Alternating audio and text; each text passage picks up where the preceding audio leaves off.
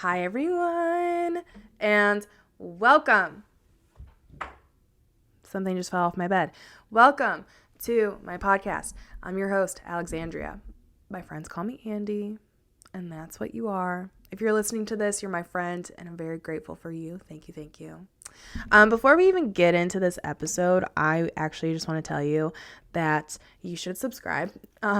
Because one, at 100 subscribers, I'm going to throw this podcast on Spotify. At 500 subscribers, I'm going to do something else. I'm not really sure. But at 1,000 subscribers, I will up the ante on my production value and actually do like a podcast set and then have video to these and not just have it be my podcast art.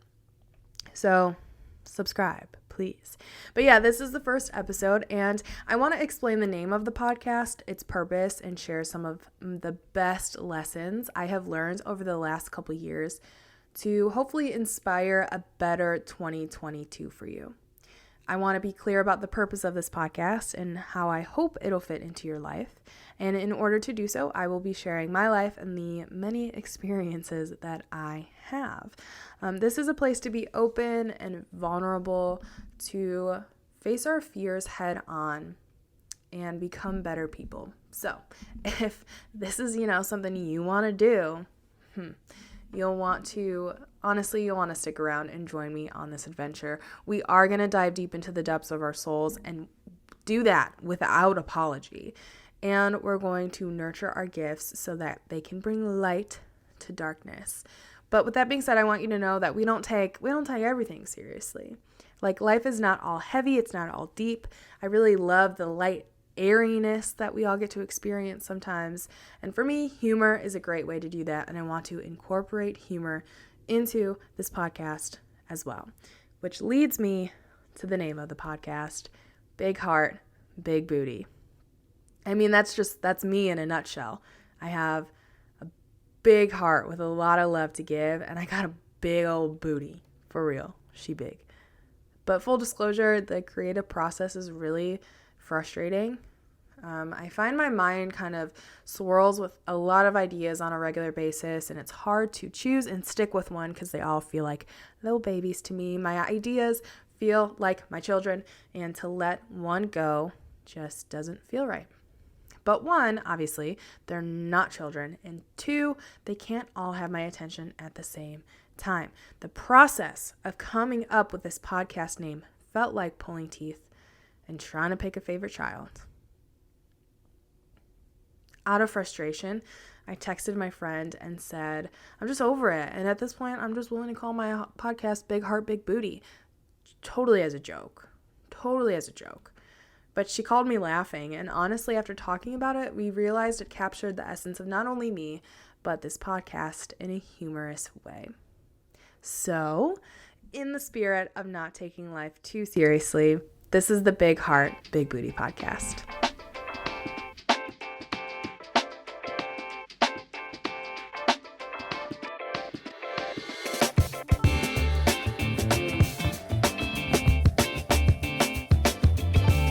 Okay, I just tried to fix the audio, so hopefully I sound a little bit better. But yeah, welcome to the first episode of the Big Heart, Big Booty podcast. Today, we are going to go pretty deep. We're talking for reals. And I want to be honest with you. I've been thinking lately about how I've spent a lifetime, like literally 21 years, not feeling good enough. And then I was thinking about how that pattern has wrecked my ability to live in my value system, but more specifically, live authentically. I mean, come on, it's terrifying to put yourself out there. The possibility for rejection is high. The possibility of being annoying, I always had that fear. The possibility of being too much in someone else's eyes. I mean, we can be honest, it doesn't really feel good to feel like that. And I have this fear of being too much or being annoying. And this is what happened to me whenever I started living in that fear. I was always afraid to have fun and let loose. I walked into pretty much every room assuming that people weren't going to receive me well because I have a big personality. Now, I have my own flaws, right? I have my own things that I have to work on it, and I learned that there is a difference between being a jackass and being someone who has confidence in what they bring to the table along with their big personality. But here's what I learned. When you're authentic and let others around you be authentic, a beautiful, almost cosmic experience happens. But before we get too much into that, living in that fear made me really rigid and controlling and irritable. And it was so anxiety producing. So much so that it stunted my growth and my desire for personal exploration. I essentially put myself in a place where the idea of me not being good enough was constantly reinforced. And that environment was incredibly depressing because I always had to pretend to be someone I wasn't for the approval of others. And I think the worst one that I experienced was that it was hard to accept people and let them live in their authenticity. Sorry, I'm kind of playing around with the audio as I'm speaking to get it to sound good. I don't know what the problem is. Anyway, and I think, that fact, it was hard to accept people and let them live in their authenticity, is incredibly telling. Like, I did not know how to live true to myself, and I was so uncomfortable around people who were living true to themselves. When I would go out, I would judge the people on the dance floor, when in reality, I wanted to be right there with them. I wanted to be on the dance floor. And when I would have discussions with people, if someone said something that wasn't true for me, but was true for them, I would shut them down. And yet I found myself running to people for validation and becoming defeated if they shut me down. I was honestly kind of a bit of an asshole. But I didn't know who I was, and I didn't know who I wanted to be. And, let alone I didn't know how to get there. And the truth is, after 6 years of being in a fundamentalist church and not liking who I was, suppressing who I was, trying to change for the approval of my peers, I got sick of it and I left and I began a new journey. And I can probably say after 3 years of therapy, nearly every single freaking week of my life, I know what it is. And I know what it's like to live authentically. For me, that started with being vulnerable with my emotions, then changing my name, and then creating a space for my creative endeavors and holding those gently as they are my gifts that I was judging. So what does all this mean? Well, let's start with my emotions. From an early age, I learned to hide how I was feeling because there wasn't anyone who could really guide me in growing emotionally. I know you know what I'm talking about. Your parents could do their absolute best, but maybe still not meet your needs. My dad abandoned our entire family when I was a kid, and that comes with a host of sadness, depression, and anger, but I didn't have anywhere to go, and I didn't have anyone to go to express those feelings as a child. And this suppression continued in my teenage years and even into my early 20s, pretty much until I started therapy. But the truth is, negative emotions deserve to be felt. Negative emotions deserve to be processed, and they even deserve to be discussed with someone who makes you feel safe. And of course, I talked to my friends about my experiences, but I pretty much always held back how those experiences made me view myself as worthless and unlovable. I was carrying around such emotional weight because I fully believed that negative emotions were a burden. So when I started going to therapy, I was really honest about how ignorant I was regarding my emotions. I didn't even know how to identify what I was feeling in the moment. And we worked really hard to reframe how I viewed emotions that were hard to experience. And after a lot of education, I stopped judging them. Because to say anger or sadness or whatever is a burden is by nature a judgment. You feel how you feel. You can't change your emotions. You can only feel them and be gentle with them, and you can be gentle with yourself. And my favorite example of this is going back to those formative moments and giving yourself exactly what you needed in that moment. And so for me, I needed someone to tell me that my dad's drug addiction wasn't a reflection on who I was as a person, because as a child, I took it and internalized it. And of course, I needed a hug. And I needed someone to wipe my tears. That would have been incredibly powerful for me. It wouldn't have fixed the situation, but it would have been powerful. So I know this. I know what I needed. And I refuse to not give myself what I need now.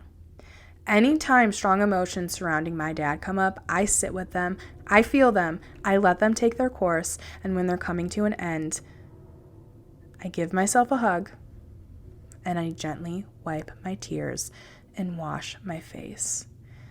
At first, it felt out of place and even odd to do this. The first couple times I didn't do it by myself, though. This was truly the work of my therapist. This was the work of cognitive behavioral therapy, and this was the work of 3 years, steadily being consistent in my healing journey. She held space for me to be angry and lonely and sad, and then she brought me back from those strong emotions gently. Now, I do want to say that I don't have hard feelings or grudges against my family for maybe not knowing how to create that space for me. They were hurting too, and the situation was incredibly hard to navigate. They loved me the best way they knew how, and I'm forever grateful for the sacrifices they made to enrich my life. And it's even easier for me to say that now, knowing I hold the tools to give myself what I need, or I know how to ask others for what I need, and I know how to advocate for myself. And interestingly enough, when I started holding space for my emotions and treating myself with kindness, and honestly just being my biggest supporter, my creativity began to flow like it never had before. It was like the floodgates opened and I couldn't write my ideas down fast enough. But I was judging those too. Every idea that came through, I seriously tossed it in the trash. I might have been gentle with my emotions for the first time in my life, but I had more work to do because I was crushing my own dreams and honestly just not believing in my abilities. Some of you know I have been trying to create a podcast since 2019. That's nearly 3 years. 3 years of shutting my creativity down because I was too judgmental, and those ideas couldn't flourish in that environment. And we also worked on this in therapy as well, and it's really rooted in perfectionism. Like, I'm not the only one who struggles with the idea that we need to be perfect. I think this is partly because of my life experience, being in a church that pretty much required perfection, but also our society reinforces this idea of perfection. And in order to let my writing, my poems, my paintings, my podcast flourish, I had to stop expecting myself to have it all figured out. I mean, what even is perfect when it comes to art, right? Like, what does that even mean? I don't know. So slowly, I started writing and painting and learning new skills and creating time to be imperfect with my art. But the most helpful thing I did was switch my language around. If I created something I didn't like, instead of saying it was crappy or shitty or whatever, I said, I created a piece of art that does not reflect or represent my skill set. And then instead of trashing it, I used it in the bigger picture. I made it different or incorporated little pieces of it in a unique way. Not perfect, just different. And I've been reading a book lately, and I want to read a passage out of it for you that puts into words how to beautifully honor our gifts. This book is called Deeper Love. It's by Ken Page, and it's a book about dating, but honestly, it's so much more powerful, and you can apply it to so many areas of your life. I mean, this man, I've been reading it for 2 months, and I can't get very far whenever I read because it's like literal gold, and you just have to like sit and digest. But I'm going to read two passages. The first one is on page 67. A gifted child hungers to have her gifts seen and acknowledged. Our gifts hunger for a mentor who delights them, who honors them, who shelters their vulnerability, and then sends them out into the world to take risks. Our gifts aren't stagnant. They long to take us somewhere. They compel us to take a risk, to turn the next corner, meet the next challenge, to devour our next limitation. When we learn to call them gifts instead of imperfections, they find freedom from our crippling cautiousness. That's when they become joyously, ferociously hungry for the next learning. And that's when life becomes truly exciting. Without our backing, our gifts are like children who are afraid to try. It's our job as their parents to encourage them. In your search for love, trying means sharing your authentic self and reaching out to the rare and precious people who can honor these parts of you. And the next passage is on page 69. Each of our gifts carries its own costs, and those costs are real. Someone who has a deep sense of loyalty usually has known the great pain of staying too long in a relationship that doesn't serve him or her. Someone who sees through hypocrisy and can't bear dishonesty knows the pain of being punished for speaking the truth. People with humility know the pain of being unseen, and people who bond deeply know the pain of separation in the keenest ways. As we learn to understand and honor our gifts, we can lessen the pain these gifts carry in their wake. The more skilled we are at using our gifts in wise ways, and this is the work of a lifetime, the less burdensome they become. But to some degree, part of the wise stewardship of a gift is to accept the pain that comes with it. It is the price of greatness within us. It is the cost of being human, of having a soul. Many of us flee from our gifts because we dread paying the price of them. To become mature means learning to own and honor the cost of our gifts in this world. I have not been able to move past these pages because I have been digesting what this passage means for the love I accept, the love I give, and how I honor my gifts and honor the gifts of those around me.